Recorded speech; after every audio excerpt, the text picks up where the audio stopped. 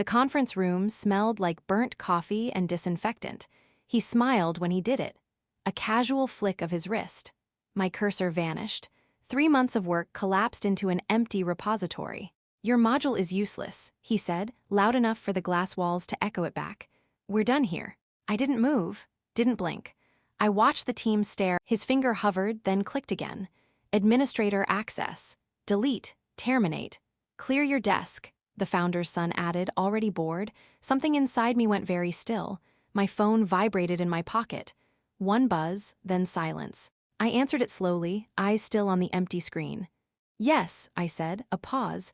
The room didn't hear the sentence, but I felt it land. I stood, picked up my badge, set it on the table between us. He laughed. Minutes later, running footsteps. The door flew open. His father, red-faced, breathless. "The Orion acquisition is dead." The son's grin widened, then his father froze. "Their lead engineer," he said quietly. "What was her name again?" Everyone looked at me. They called it restructuring. I called it theft. When I joined the company, I was promised ownership, verbal, of course. Equity later, always later. I built the core optimization module. The one investors politely dismissed until Demos stopped. The son had always hated me. Not openly. That would require courage. He preferred jokes disguised as feedback. Compliments with poison in them. "You're intense. You don't smile enough. Try not to intimidate the." He didn't understand the code, and that terrified him. I noticed the changes first. Commits pushed under his name. Meetings I wasn't invited to. Slides using my architecture, no credit. Then the whispers. A side project. A parallel build. My module, rewritten just in. I told myself I was paranoid. That merit still meant something here. I watched him present my work as his own. Watched the board nod. Something cracked. Quietly. When HR scheduled a sync, I already knew. The deletion wasn't rage.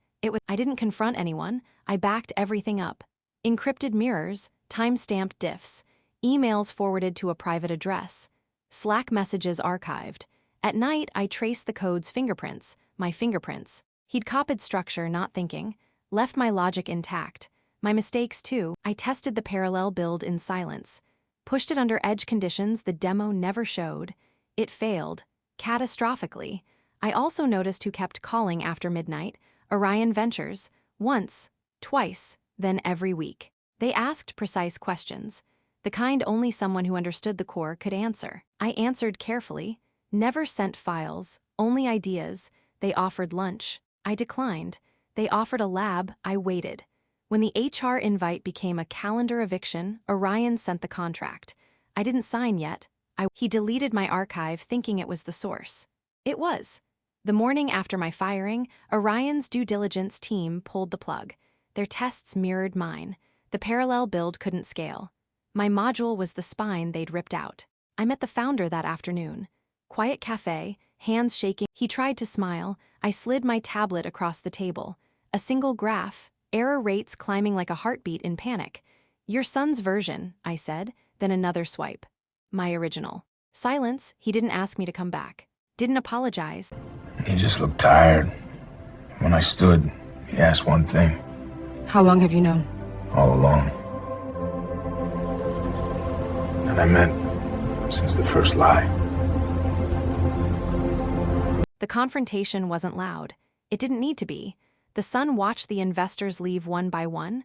Smiles tight, phones down. I stepped into the doorway. He started to speak. I raised a finger. "Your demo fails at scale," I said. Line 840. His mouth opened, closed. "I warned you about that," I added, "but you never listened in meetings. You were always performing." He finally looked scared. "I didn't sabotage you," I said. "I just stopped protecting you." I left my badge on his desk. Again, this time it felt ceremonial. I work at Orion now. Different building. Different silence. They don't ask me to smile. They don't steal. Sometimes I think about the company I built and never owned. About how close I came to believing loyal preparation did. I don't feel vindictive. That would require caring. What I feel is clean. Cold code. Clean exits. The phone still rings sometimes. Unknown numbers. I let them go. Some things don't deserve callbacks.